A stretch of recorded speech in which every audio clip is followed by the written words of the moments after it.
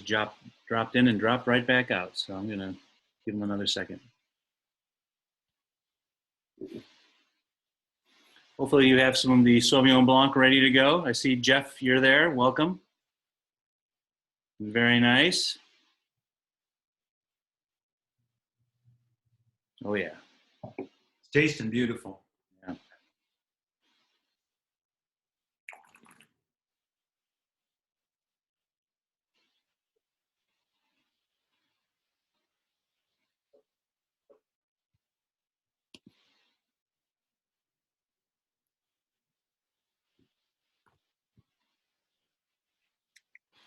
All right. Hi there, Fran. How you doing? Nope, I think you're muted. We'll have to unmute you there. Got it. Hello. Hi there. Hi. Hold on. Let me just switch to my audio. Give me 1 second. Nice. How are you? Nice frozen screen there shot of you. Sorry. Oh, with the coffee as big as my head. That's what's needed these days. Yeah. Really, it is. I don't know why I have no energy. It's not like I do anything, but yet I have no energy. Hi. Hey, how you doing? Hello. I'm good. How are you? Doing great. Are you all loaded up and ready? We're gonna launch into this. Ready to go. All right. Well, thanks everybody for joining.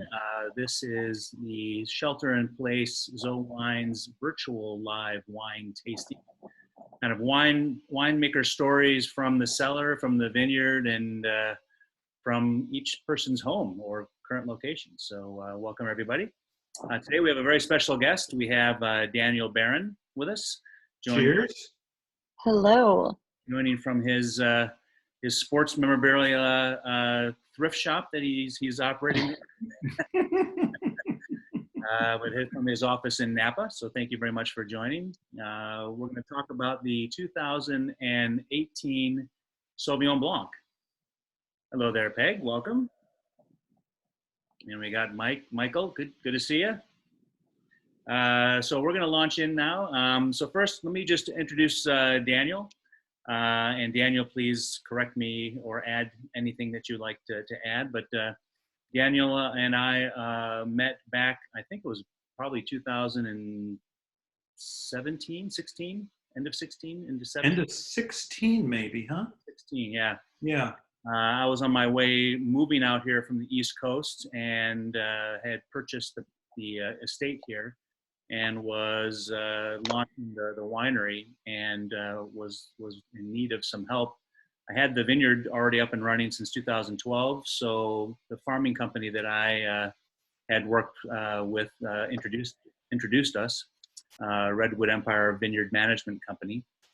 And so we had a few phone calls, and I met him out here, and we launched into kind of building out this winery together. And Daniel's background, amongst many things, which I'll let him go through, but he was most recently the executive wine director, was the title or something? Director of winemaking. Director of winemaking. I added the executive part. Executive. Banker.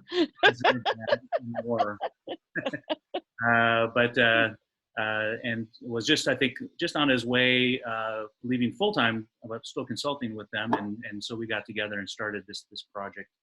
And so let me kind of pass it over to you, Daniel. You can kind of talk a little bit about your background and kind of how you got into winemaking and kind of where you've been and what you've been up to. Well, well, how many hours do we have? So I got into winemaking through viticulture. I went to work in the vineyards of Knights Valley. For those of you who know, between Sonoma County and Napa County, in 1970, and worked in the vineyards and went to UC Davis and saw that the next level of California winemaking was to bridge the gap between grape growing and winemaking. And so that's something that David and I share our belief. You'll hear a lot of people pay lip service to wines begin in the vineyard, but how many of them actually spend time out in the vineyard? So that's something we believe very strongly in. I worked up in Anderson Valley. I ended up in France in 1981. And I don't know if you can see these bottles behind me, since we're telling the story here. The Petrus. Yeah, so I ended up kind of stumbling into a luncheon at Petrus and was offered a one-year internship, which then became the general manager at Dominus, et cetera, et cetera.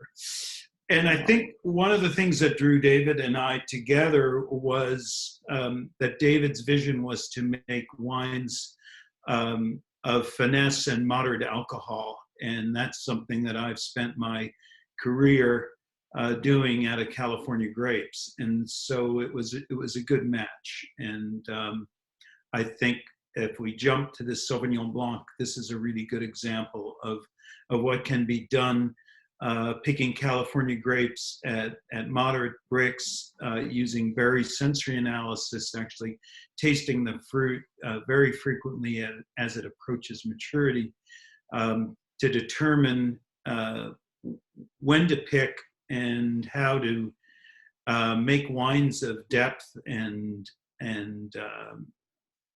expression at low alcohol. Yeah, why don't we switch gears a little bit into the Sauvignon Blanc, because I had tasted the Toomey Sauvignon Blanc prior to meeting you, and actually didn't even know that you were a part of that project at the time. It just, I remember the winery was Rochambeau, and then suddenly it was a new name, Toomey, and it didn't have any idea what was going on, but I was quite taken by the wine. And then when I realized that was your project, I thought, oh, wow, this is going to be fun. We're going to be able to make some really interesting Sauvignon Blanc. So right. We, again, through my farming partnership with Redwood Empire, the owner of that company actually owns a vineyard near here, so kind of in the neighborhood. And we took a look at the vineyard, and I want to talk a little bit about the vineyard and where it is and kind of what we thought about when we first saw it, and then we can move into the winemaking. Well, one of the interesting things about Sauvignon Blanc and the Bordelais are very tuned into this, is that the aromatics, this Sauvignon Blanc is among the grape varieties that are called aromatic whites. And one of the ironies, we usually think for fine wine, we want low vigor soils. We want, you've probably all heard that rocky vineyards, that the rocky hillside is going to make the most concentrated, the most expressive fruit. But in fact, with the aromatic whites, that's not true. Nitrogen, which is part of higher vigor soils, is necessary to form these compounds. And so when we encounter rich, deep soils, the best thing we can do is plant the aromatic whites. And so this Andrews vineyard is on the flats as you approach the town of Healdsburg.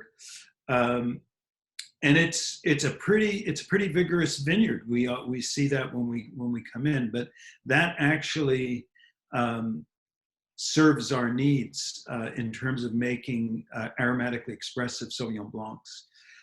These are divided canopies, which means there's 2 curtains of foliage.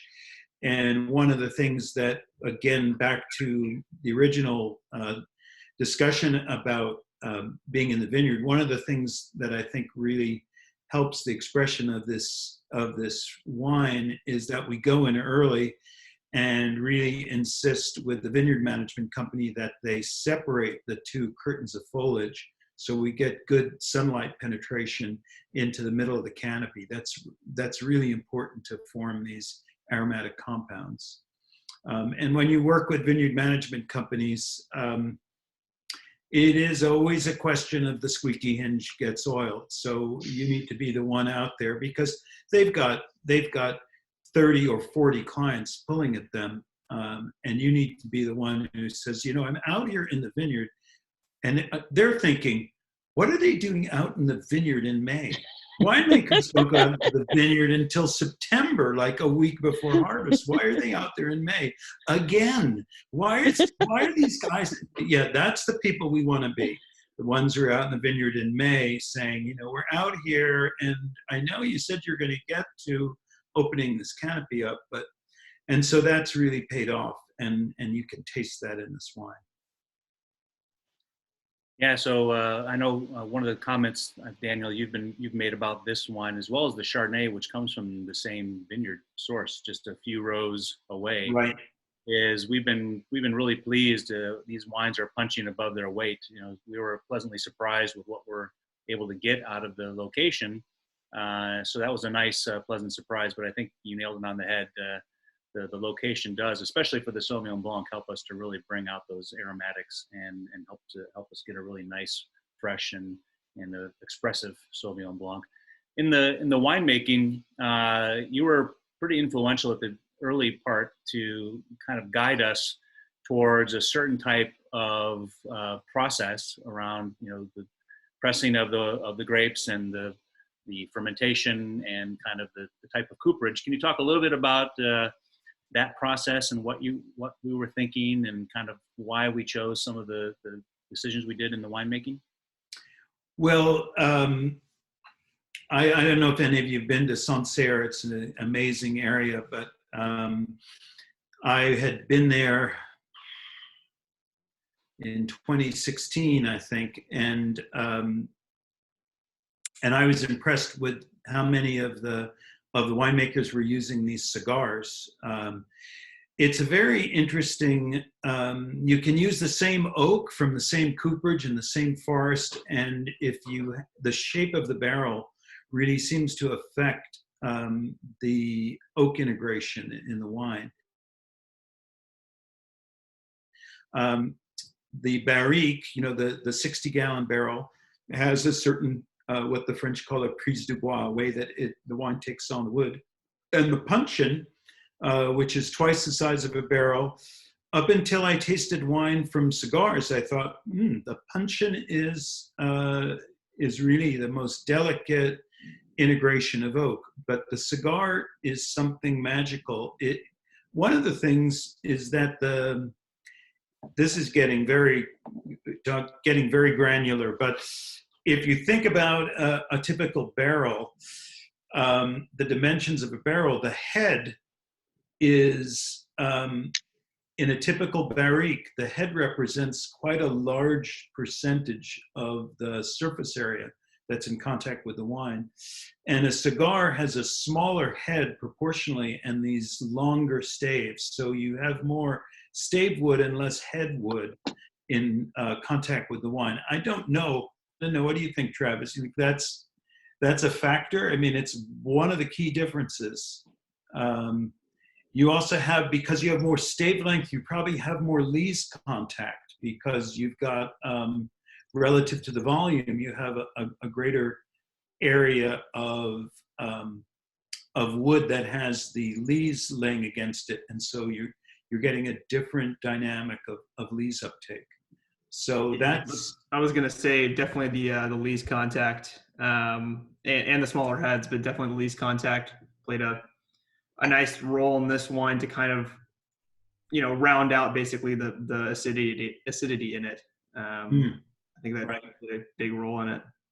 And for those of you that don't know what we're talking about, we didn't really describe what a cigar barrel is, other than you did mention it's a longer barrel with smaller heads. It's shaped like a cigar, and rather than a typical 60 gallons, these are 84 gallons. So they actually are larger vessels with different geometry, and they literally look like a kind of a short, stubby cigar the way they look in the. Yeah, more a cheroot, like those big like if you bought an exploding cigar, that's what it would look like, big in the middle and thin at the ends. the other thing about the heads is that in French barrels, the heads aren't toasted. So that's pretty much raw wood. Um, and even in the American oak barrel where you toast the heads, it's not the same process as toasting the staves. There's always some kind of elaborate, jury-rigged Rube Goldberg system to toast the heads when they do it. And then there's a portion of the wine that stays in stainless, and so that keeps a freshness to the wine that then all gets blended back together. And so you've got a number of things going on, even though this is just from, what is it, David, 4 rows of Sauvignon Blanc. But you've got you've got the grapefruit rind, and you've got the tropical fruit, and you've got, a little subtle hint of oak, and you've got some of the lees character, that nutty character of the lees. So there's a lot of things going on when you put this wine in your mouth, which is really fun. And I think one of the things I've always strived for, and I think David and Travis share this, is a wine having a kind of intangible come hither. After you have the first sip, you want to come back to it. And I think we've all been at wine tastings where some wine that's very, very extracted and very, very ripe, and where you're very impressed with it your first time through, but then as you're talking and you're sitting around after the tasting, that bottle is still full. And the more subtle wines, the more layered wines, the wines that keep revealing themselves with aeration and warming up, are the ones you're pulled back to unconsciously, even as you're talking with your friends. If you have a tasting, a dinner after the tasting, you find those are the bottles that empty first. And that's always what I'm striving to do as a winemaker, is to make wines that people want to drink, not just want to taste, but they're drawn back to the glass again, as I am right now. We love the ones that get emptied and get ordered again. Those are the exactly. best. Exactly. That's, yes. Don't forget to reorder. Yeah. So for this wine, for us, as a food matter, there's a really interesting pairing, which if you ever come back, when you come back to the winery, or when you get a chance to visit for the first time if you haven't, we do these roasted nuts. There's some hazelnuts, sesame with cumin, and we sprinkle that on a little bit of aged Irish cheddar, and it just is an amazing flavor profile. And I think it just kind of speaks to the fact that this wine goes great with Asian cuisines, Chinese, does a fantastic job, holds up well against kind of spicy foods like Thai food. This is my go-to wine whenever I go to crustaceans in San Francisco and I have their Dungeness crab, which is soaked in olive oil and pepper and garlic and more garlicky noodles. More garlic and more garlic. Yeah, and garlicky noodles.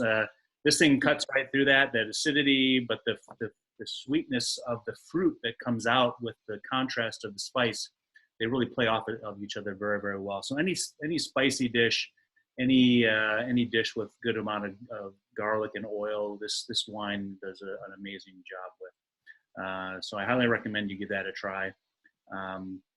But it's great just by itself. I mean, this is my starting the evening wine. If I don't start with a rosé, which I tend to do in the spring, just because it just makes me smile. Having a rosé to start is a great way to lift your spirits. I don't know what it is about a rosé that does that, but it's hard to not smile when I crack that open. But if I don't have any rosé, or if I'm kind of in the mood just to kind of leap right into a little more complexity, a little more depth, I grab this Sauvignon Blanc every time. It's one of my great favorite starting wines. It opens up your palate. It gets that, it gets everything going. It really opens up the possibilities for all kinds of different flavors with the food that you're going to have afterwards. Anybody else want to, maybe Jeff, do you want to comment a little bit about this wine and kind of where it fits in your menu or your life? Well, yeah, I definitely initially pulled out grapefruit from it.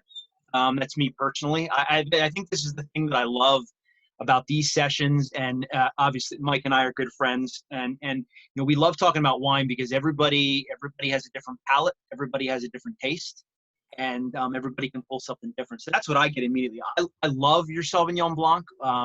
It was I think that and the Carignan were my favorite when we came out to your vineyard last February. So you know, I stocked up on the Sauvignon Blanc. I just think it's a great wine to open on the back deck on a cool evening. I think you've done a great job with it. I think the bouquet is fabulous on it, and I think the finish is just very crisp, very crisp. And I think to your point, Dan, it you know, I've never heard it explained that way. As far as you know, you go to a tasting, you have a taste, and then you know, maybe you don't quite drink as much as you thought. You know, this is one where you know, I find myself you know, halfway through a bottle, you know, an hour later, and it's, you know, it's just a wonderful taste. Yeah, I totally agree. It's the wine that I'll go back to from your vineyard all the time, next to the rosé. But it goes, like you said, David, it goes with so many different food pairings well, or just to sit and drink, and the bouquet gets you first, and then you take a sip and you go, oh, it's even better than the bouquet. So, you know, it's the easiest among the Sauvignon Blancs that I like to just sit and drink. Fantastic, thanks. And speaking of food pairing, of course, the classic food pairing is goat cheese. So if you've got goat cheese, that's great. But we've done a blueberry goat cheese and also a spiced goat cheese, and it's fantastic. Nice. Any of you have gardens? You know, we're all spending a lot more time in our gardens right now. Anybody have any fava beans growing? Did you plant favas to nitrogenate your soils? Ah. Well, if you find fresh favas in the market, you know, they're called horse beans. We didn't used to eat them. But in Bordeaux, they're considered they're the first thing that comes in the spring garden. And so it's almost a ritual in Bordeaux to take the favas and shell them out onto a plate. Grind some fresh pepper and put some salt on them. And then get a crusty piece of French bread, butter the French bread, and then press it onto the fava beans and salt and pepper, and eat. You just eat that and drink the Sauvignon Blanc. That'll make you smile. That'll definitely make you smile. It's just like fresh. It's just the freshness of the garden, this raw favas, and because favas are a little bitter, but the butter cuts the bitterness, and then the Sauvignon Blanc will be a beautiful, beautiful pairing with it. And that's just raw fava beans. You don't cook them. Raw fava beans, yes. Wow.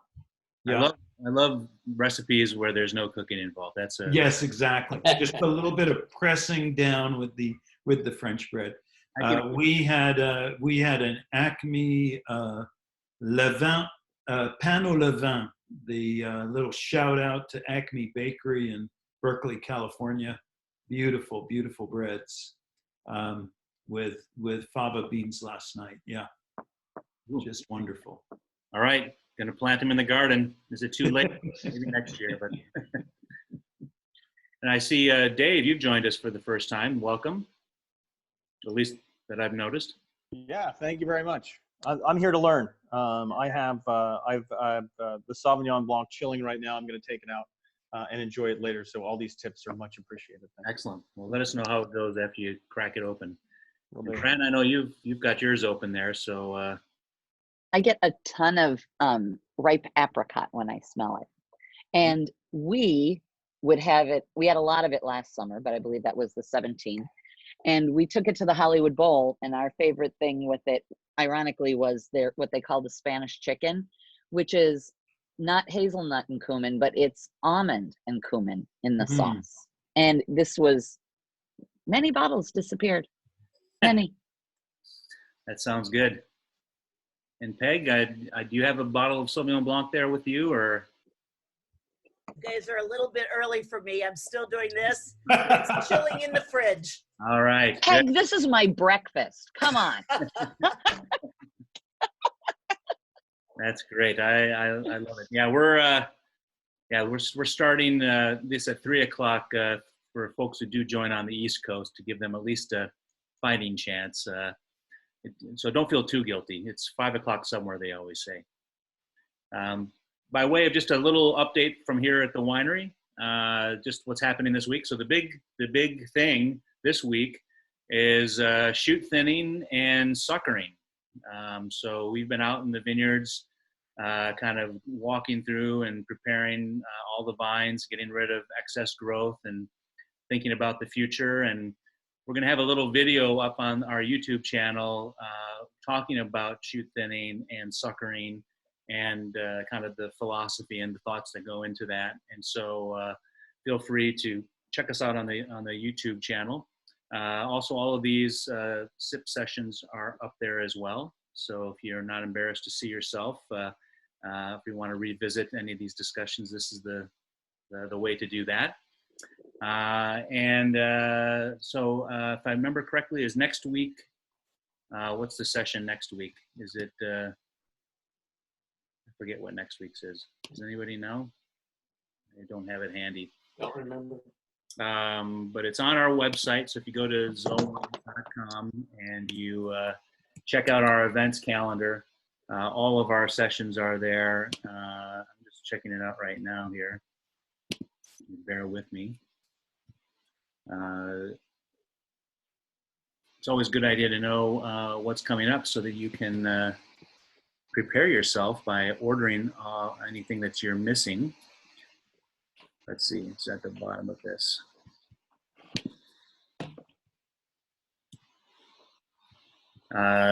Bear with me.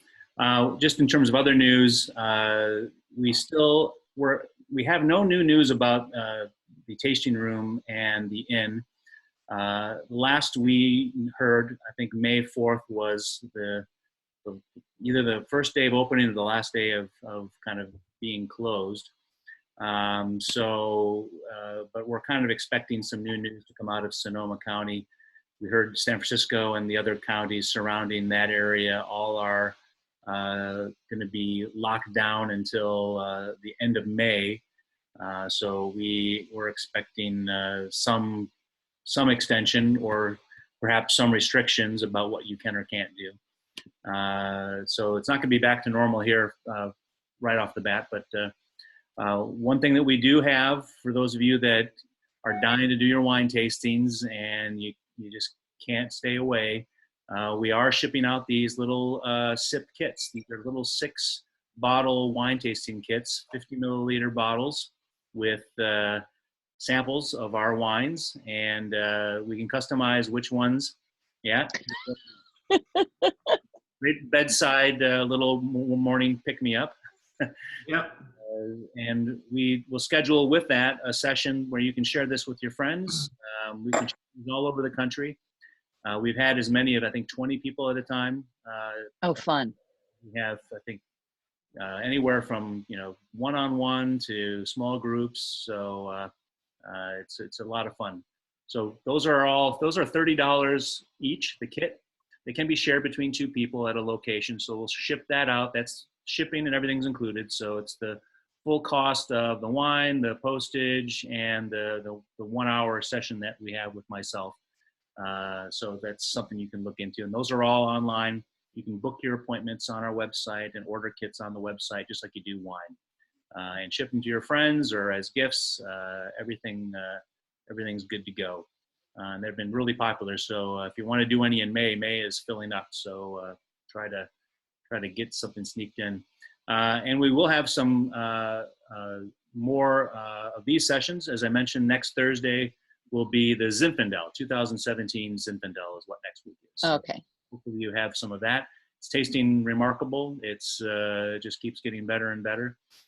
One thing about opening a new winery, you kind of have to get the wine out. It goes out quick.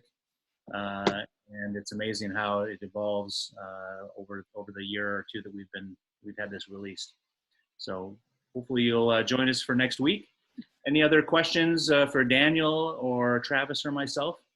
No, thank you so much. I felt I Thank you, learned so Daniel. much. Thank you, guys. It was Hey. great. Thank you. Yeah, thank you. Very Be good. safe. Thank Have you. a good week. It was great. Right.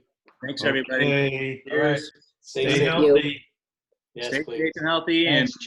drink well. Take care. We will. Thank you so very much. This All was right. great. Bye-bye. Bye.